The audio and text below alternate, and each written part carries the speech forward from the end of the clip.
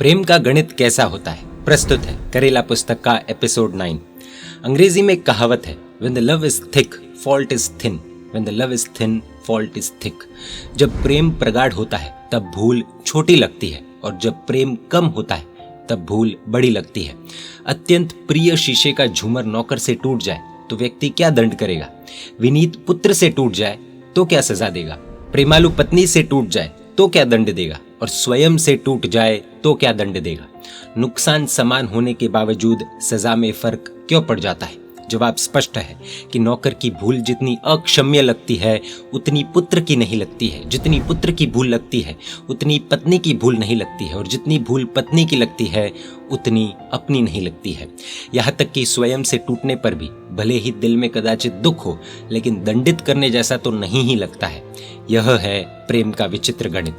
पूज्य श्री पूछते हैं कि यदि यही वास्तविकता है तो सहवासियों के प्रति प्रेम क्यों विकसित न करें ताकि भूल भूल ही न लगे, कोई कड़वा प्रसंग कड़वा ही न लगे। एक युवक कमाने के लिए विदेश गया था। काफी समय वहां पर रहा, बहुत परेशानियां सहन की, लेकिन पुण्य का साथ नहीं था, इसलिए बिना कमाए ही लौटना पड़ा। भले ही कुछ कमा कर नहीं लाया, लेकिन माँ किसे कहते हैं, उसने तो स्वागत ही किया। बेटा लंबे समय के बाद घर लौटा है। माँ को बहुत खुशी हुई। वो बाजार गई। आम या केले तो नहीं खरीद सकी, लेकिन ककड़ी ले आई। ककड़ी काटती जाती है और बहुत प्रेम से पुत्र को खाने के लिए देती जाती है। पुत्र भी उतने ही प्रेम से खाता जाता है। एक अंतिम टुकड़ा माँ ने अपने मुख में रख लिया। लेकिन ये क्या, इतनी कड़वाहट, तूने रोका क्यों नहीं? ये तो कितना कड़वा है।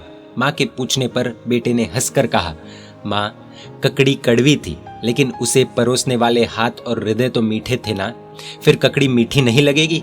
एक राज्यसभा में प्रश्न पूछा गया, राजा को लात मारने वाले का क्या करना चाहिए? एक दरबारी ने कहा, उसे जेल में बंद कर देना चाहिए। यह सजा उचित है, यह जानने के लिए राजा ने महामंत्री की तरफ देखा। उसने इनकार में गर्दन हिलाई। दूसरे दरबारी ने कहा, उसका सर्वस्व जब्त कर लेना चाहिए। महामंत्री ने फिर इनकार में गर्दन हिलाई।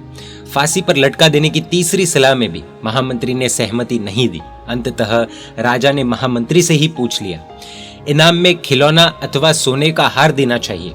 महामंत्री ने यह जवाब देने के साथ समझाया कि इतने अंगरक्षकों से घिरे रहने वाले राजा को कोई लात मार ही कैसे सकता है।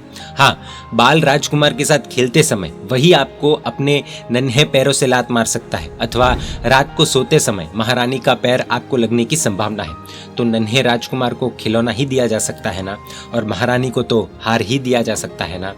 यह है प्रेम की महिमा, जहाँ लात भी इनाम के पात्र बन जाती है। एक पति पत्नी की सुंदर कहानी हम देखेंगे एपिसोड 10 में। जीवन में दुख आए तब भी अगर दुखी नहीं होना है और दुख के पावर को घटाना है तो इस इंस्पिरेशनल, मोटिवेशनल, थॉट प्रोवोकिंग पुस्तक करेला www.hridayoddgar.com वेबसाइट से प्राप्त कर पढ़ सकते हैं। परमात्मा के आज्ञा विरुद्ध कुछ भी कहा हो तो मिच्छामि दुक्कडम।